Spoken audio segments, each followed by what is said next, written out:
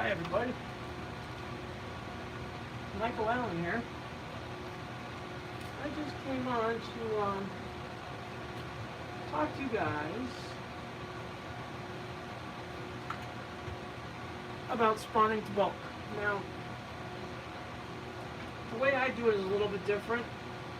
I make small grow bags. They are they end up being 1 pound with spawn and CVG like we have here. These I made a couple Sundays ago. These are actually about 10 days old, and they're fully colonized. I use no filter bags with these little filter lids on here.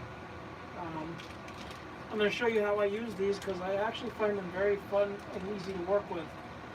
But what I make is 8 ounces of CVG in a no filter 3x3 by 13-inch bag.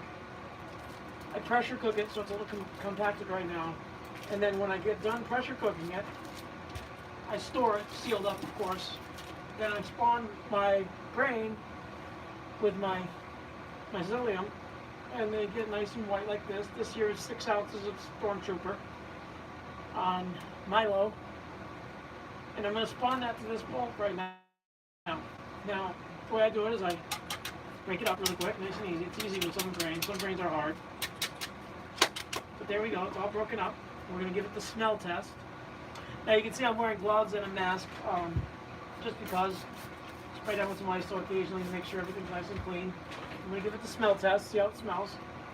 I can open it, because my hands are all wet now.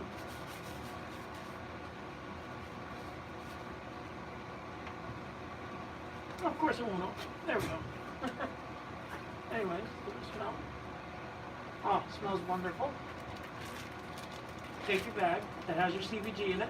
8 ounces of CVG, 6 ounces of spawn. We're going to end up with about a pound. Pour it in. Okay. Put the lid back on that, put it aside. Now you take your bag with the CVG and the spawn, and you just mix it up. Mix it up really well.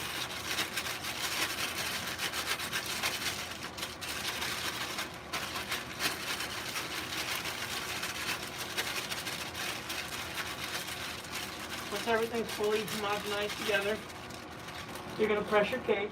You're going to find your top, pressure cake nice and flat. And you don't give it like, 1,000 pounds of pressure, but you do give it a nice push. Now you want to spread the edges out.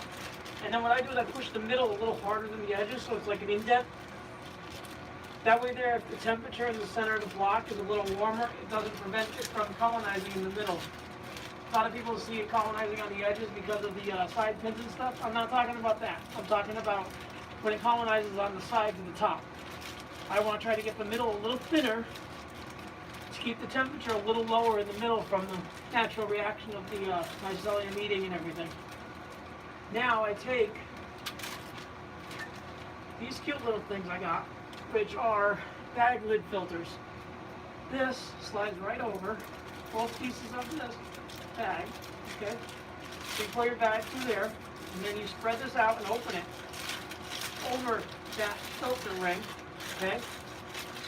Now, you can see it's open, but you put the filter cap on the outside of that. It snaps in place. Now that's a filtered substrate in a bag with no filter patch. Nice and easy. We can do it again. I got 2 bags for a pint of substrate, or not substrate, of mycelium spawn. Sorry. So I got about 12 ounces in here because I don't fill my jars. But this is beautifully white, ready to go. I'm going to break it up and spawn it to 2 different bags that I pressure cooked and have ready to go. I put these stickers on for sterility. They turn black when it's sterile. So we're going to do this at normal speed. Let me get ready. Just to show you how easy this is to do if you're doing something, if you're at home and you want to do small grows, this is how you do it. You don't need to have 12 or 13 big dub tubs and 50 and 100 quart tubs. You can do 1 pound bags. My last flush was about 115 ounces, or 115 grams, I'm sorry. dried out to be 10 grams. So one bag gets you about 10 dry grams on the first flush. Isn't bad. I've had upwards of 250 grams per flush on these, so you can get plenty.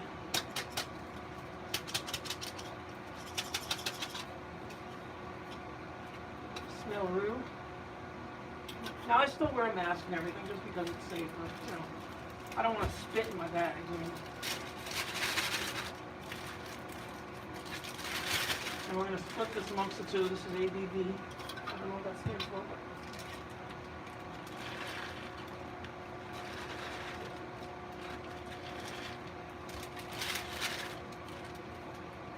perfect.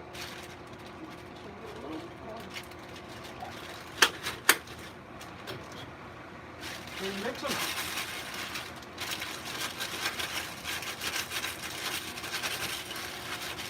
This also keeps your hands out of the substrate at all times.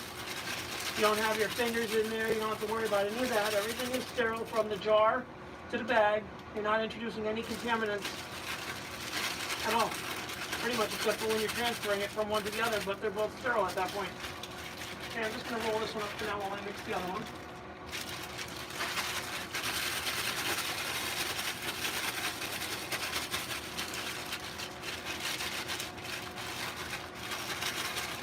It's pretty homogenized, and I like the feel of it. Everything's all broken up. Check this one again. Okay. Now again, we're going to press them. Okay, make sure everything's down in the bottom nicely. And again, I press the middle more than I do the edges, just to give it that nice thin in the middle. Not thin, I'm only in about a ½ inch difference, quarter inch to a ½ inch difference in the middle. But it's enough to make sure that the middle is a little bit cooler than the edges, than the sides on the top. Not the sides of the bag, because the bag will keep the side fins hopefully from coming up.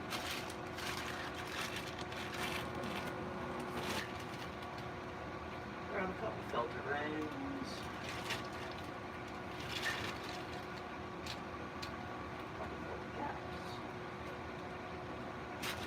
Again, put your ring right over both top of the bag. Hold it out over that. Put your filter cap on. Now these won't work on a bigger bag. These will only work on the 4T in size bags like that and these. They make bigger ones, so you can get bigger caps like this. Hit me up, I'll tell you where to get them. Well, I don't need to hit me up. You go to Allied Express and get them. I mean, it's not hidden science. I mean. But these bags and these filters are all pressure cook safe. I did both of them in a test to make sure. Because I ran some grain or some popcorn in one of these bags with one of these filters, tightened all the way down to the edge of the edge of the popcorn to see how it would pressure cook. Came out perfectly fine. Now again, I gotta keep these separate so I know which ones are which.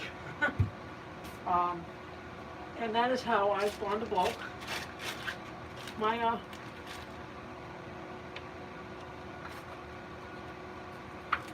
sorry, I'm sidetracked. I gotta remember to label. I don't want to forget the label, so we're gonna just make a quick label if you don't mind.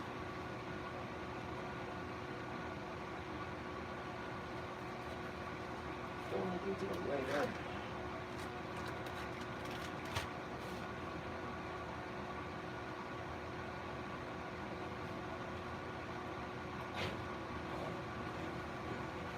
Always label your bags, guys, because it's really important when you forget what everything is. If I don't do this, I'll end up with these three just sitting here. I don't have to go through the camera and watch everything I did. That's fun, but it's okay. Now, after I'm done with this, I usually just take the bag and just fold them over nice and neat.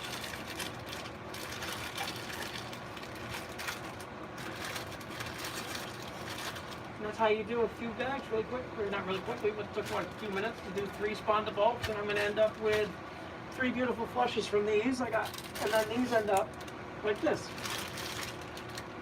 I don't know if you can see it. Let me come around here.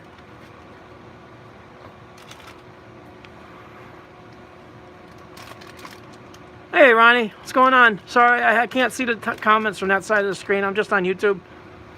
But I figured I'd show people how I use these new filter lids. Now, one question I had for everybody is, this is LC I'm making. This is albino penis envy 8.